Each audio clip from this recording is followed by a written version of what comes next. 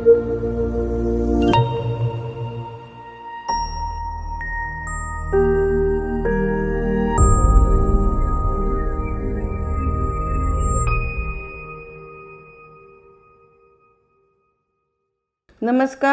मी अनिता पाध्ये. मायाजाल या सिरीजमध्ये आपलं सर्वांचं स्वागत आहे.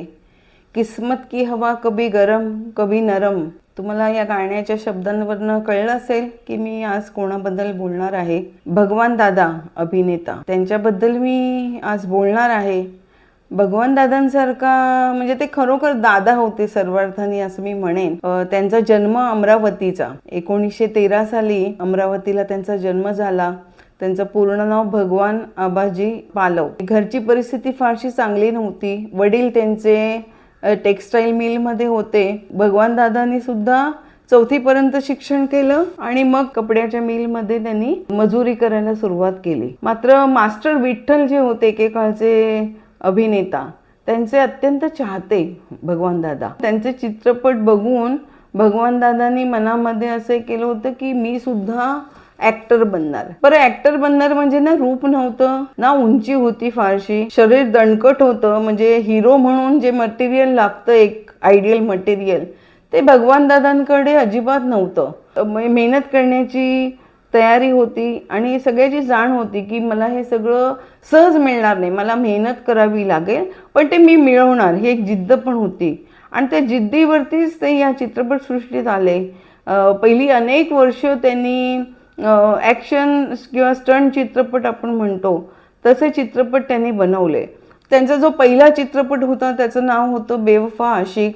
त्याच्यानंतर त्यांनी बहादूर किसान नावाचा एक चित्रपट केला. तर त्यांनी जंगे आझादी नावाचा एक चित्रपट भगवान दादा करत होते. पहिल्यांदा ते अभिनेता म्हणून आले. मात्र भगवान दादांनी ना सगळं हळूहळू शिकण्यास सुरुवात केली की दिग्दर्शन कसं करतात, काय होतं. ते कथालेखक सुद्धा झाले, ते दिग्दर्शक सुद्धा बनले.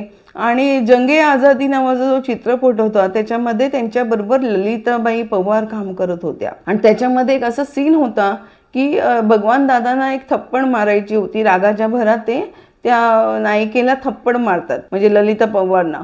आणि भगवान दादांनी ती थप्पड, तो वास्तविक सीन व्हावा म्हणून इतकी जोराने मारली की त्या कोसळल्याच ललिताबाई सेटवरती. त्यांना हॉस्पिटलमध्ये नेण्यात आलं तर त्या 2 दिवस कोमामध्ये होत्या. आणि जेव्हा त्या कोमातनं बाहेर आल्या तेव्हा त्यांचा जो एक बाजूची गालाची बाजू आणि डोळा याच्यावरती त्याचा सगळा परिणाम झाला होता आणि तो पॅरालाइज झाला होता. आणि त्याच्यानंतर असं झालं की त्यांचा डोळा जो होता तो इतका बारीक झाला, बारीक दिसायला लागला, असा दिसायचा तो. आणि हे सुद्धा त्यांचं त्याच्यामध्ये असं तो हलत राहायचं, थोडंसं शिरा त्याच्या हे व्हायच्या. आणि त्याच्यामुळे नायिका म्हणून ललिता पवार यांची जी कारकीर्द होती ना ती तिकडेच त्या चित्रपटामध्ये संपली. आणि पुढे त्यांना मग कॅरेक्टर ॲक्ट्रेस म्हणून काम करावं लागलं. अर्थात मी बोलते आहे भगवान दादांनी यांच्याविषयी. भगवान दादा हे मेहनतीने सगळं त्यांनी आपली जी काही सगळ्या गोष्टी आहेत त्या त्यांनी आणल्या होत्या, म्हणजे त्या तयार केल्या होत्या. जशा ते कथालेखक झाले, दिग्दर्शक झाले, निर्माता पण झाले. इतकंच नाही तर त्यांनी चेंबूरमध्ये स्वतःचा एक स्टुडिओ उभारला होता ज्याचं नाव होतं जागृती स्टुडिओ.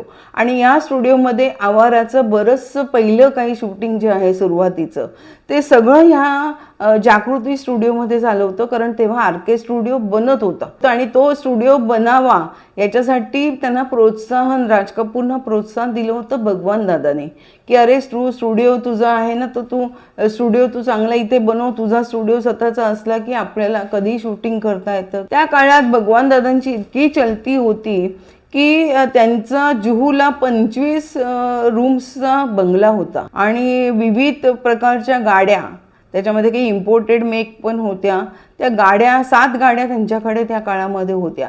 त्यांनी मला एकदा सांगताना सांगितलं होतं की माझ्या 2 पत्नी होत्या आणि रोज मी जेव्हा सकाळी बाहेर पडायचो शूटिंग करण्यासाठी किंवा स्टुडिओमध्ये जाण्यासाठी तर त्यावेळेला मी माझ्या दोन्ही पत्नीला प्रत्येकीला 200 रुपये देत असे की आजच्या खर्चासाठी तुला 200 रुपये, तुला 200 रुपये.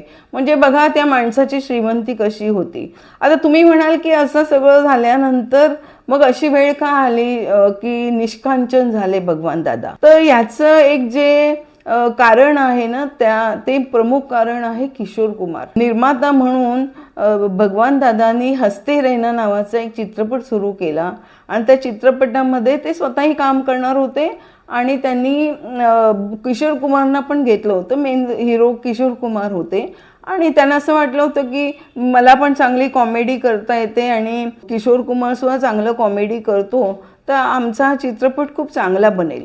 मात्र किशोर कुमारनी चित्रपट बनत असताना इतका त्रास दिला भगवान दादांना आणि तो चित्रपट तयारच झाला नाही, मध्येच बंद करावा लागला. कारण किशोर कुमार डेट्स देत नव्हते किंवा खूप नखरे करत होते वगैरे, या सगळ्या गोष्टी होत्या. आणि हा सगळा पैसा जो होता या चित्रपटासाठी, तो सगळा चित्रपटाला पैसा भगवान दादांनी आपला स्वतःचा लावला होता. म्हणजे असं नाही, कारण त्या काळामध्ये हुंडी घेऊन सुद्धा लोक चित्रपट बनवायचे किंवा फायनान्सर कोणी शोधायचे. भगवान दादांनी निर्माता म्हणून असले तरी स्वतःचा पैसा लावला होता.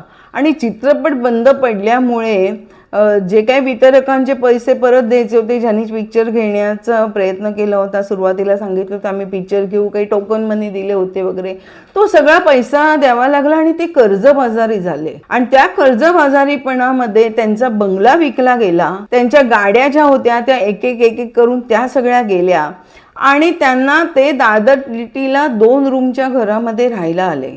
मी स्वतः त्या घरामध्ये अनेकदा भगवान दादांना भेटायला गेलेले आहे. भगवान दादांची मी 2-3 वैशिष्ट्य तुम्हाला सांगेन. एक तर कलाकार म्हणून त्यांचं वैशिष्ट्य म्हणजे ते असे ॲक्शन कलाकार होते ना, जे डबल बॉडी न वापरता आपले जे स्टंट सीन होते ते स्वतः करत असत. नाहीतर कलाकार जे असतात, मेनली जे अभिनेते असतात, ते कधीच स्वतःच हे करत नाही, डबल वापरतात स्टंट सीनसाठी. कारण आपला चेहरा खराब होऊ नये किंवा अपघात होऊन आपण कुठे अपंग होऊ नये किंवा काहीही भीती त्यांना वाटत असते. मात्र भगवान दादा स्वतःचे स्टंट स्वतः करत असत आणि अतिशय, आणि त्या विनोदामध्ये त्यांचा एक विनोद सुद्धा इतका दिलखुलास असायचा आणि तो त्याच्यामध्ये डिग्निटी होती. म्हणजे विनोदामध्ये काहीतरी बाचकळ पुचकळ बोलायचं किंवा काहीतरी तोंड वेडेवाकडी करायची ना, हे त्यांच्या विनोदाची ती श्रेणी नव्हती. फार उच्च दर्जाचा विनोद होता. आणि दादांसारखं, भगवान दादांसारखा डान्स आहे ना, या जन्मामध्ये कुणाला येणार नाही असं मी म्हणेन. अमिताभ बच्चन पासून गोविंदा पर्यंत अनेकांनी प्रयत्न केले. मिठून चक्रवर्ती खूप चांगला डान्सर आहे. अनेकांनी प्रयत्न केले भगवान दादांसारखं आपल्याला डान्स करता यावा, मात्र कुणालाही भगवान दादांसारखा डान्स करता आला नाही. आणि जो अलबेलामध्ये त्यांनी केलेला आहे ना, ती गाणी अलबेलाची, त्यांचा तो डान्स हा आजपर्यंतच तेवढाच ताजा आहे. अलबेला हा चित्रपटाचं मी तुम्हाला सांगते, अलबेला बनवण्याची जे म्हणजे असा एक सामाजिक आणि म्युझिकल चित्रपट बनवावा ही आयडिया भगवान दादांना दिली होती ती राज कपूरनी. आणि जसं मी म्हटलं की दोघांची खूप चांगली मैत्री होती. दोघांनी चोरी चोरीमध्ये सुद्धा एकत्र काम केलं होतं. आणि तर त्या याच्यामध्ये आणि आवाराचं शूटिंग जसं मी म्हटलं की जागृती स्टुडिओमध्ये दादांच्या होत होतं. तर दोघंही एकमेकांची मैत्री आणि एकमेकांबद्दल आदर होता, एकमेकांच्या कलाबद्दल. त्याच्यामुळे असं नाही की अरे आकस कुठेतरी आहे की हा पण अभिनेता आहे, ते ह्याला कशाला मी चांगला सल्ला देऊ वगैरे, असं त्या काळामध्ये नव्हतं, हे हल्ली चालतं. तर त्याच्यामुळे राज कपूरने सांगितलं होतं की अरे तू स्टंट चित्रपट करतोस, तू विनोदी चित्रपट पण केलेले आहेस, पण तू असा ना एक म्युझिकल चित्रपट बनव. आणि त्याच्यामध्ये अलबेला बनला. आणि अलबेलाची मी तुम्हाला एक मुहूर्ताची गंमत सांगते. अलबेला जेव्हा 51 साली पहिल्यांदा प्रदर्शित झाला होता, तर त्याचा जेव्हा मुहूर्त झाला 50 सालामध्ये, तर तो मुहूर्त जो आहे तो चित्रपती शांताराम बापू यांच्या हस्ते व्हावा अशी यांची इच्छा होती भगवान दादांची. आणि तुम्हाला सांगते मी, जनक जनक पायल बाजे याच्यामध्ये भगवान दादांनी तोडा केलेला आहे, तो कधीतरी तुम्ही नक्की बघा. शांताराम बापूंच्या हस्ते आपल्या चित्रपटाचा मुहूर्त व्हावा अशी दादांची इच्छा होती. आणि त्यांनी शांताराम बापूंना सांगितलं. शांताराम बापू पण तयार झाले लगेच की हरकत नाही, मी मुहूर्ताचा क्लॅप देईन वगैरे म्हणून.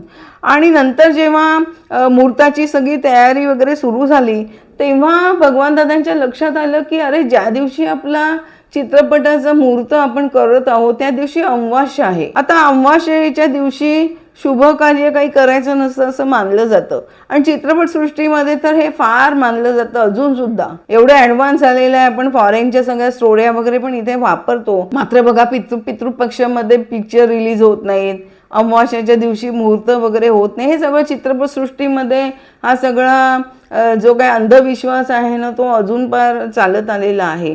तर त्यांना असं झालं की अरे बापरे, आता मुहूर्त अमावास्याच्या दिवशी, तर मग कसं काय होणार. पण त्यांना भीती वाटायला लागली की आता हे शांताराम बापूंना मी सांगू कसं. कारण शांताराम बापूंचा असा एक हे होता की मन आणि मनगट हे जर का तुमचं पॉवरफुल असेल किंवा त्याच्यामध्ये जोर असेल ना, तर ह्या ज्या बाकीच्या गोष्टी असतात, आज अमावास्या आहे, हे पितृपक्ष आहे वगैरे, हे सगळं फालतू गोष्टी आहेत. याच्यावरती विश्वास ठेवायचा नाही. तुम्हाला विश्वास ठेवायचा आहे तुमच्या मनावर ठेवा, तुमच्या मनगटावर ठेवा. त्याच्यामुळे अशा विचाराचे जे शांताराम बापू आहेत, त्यांना कसं सांगायचं की अमावास्या आहे तर मी आता नको करूया, आपण त्या दिवशी बेलाचं मुहूर्त आपण नंतर धरू. शक्यच नाही. मग शांताराम बापूंनी तेव्हाच रिजेक्ट केलं असतं. म्हणून मग शेवटी गप्प राहिले भगवान दादा आणि त्यांनी सांगितलं की ठीक आहे, आता बघूया काय होतं ते होतं, आपण मुहूर्त तर करूया. ठरलेल्या दिवशी शांताराम बापू आले, मुहूर्त झाला.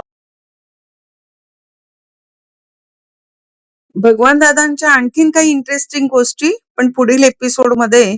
तोपर्यंत बघत राहा मायाजाल. धन्यवाद.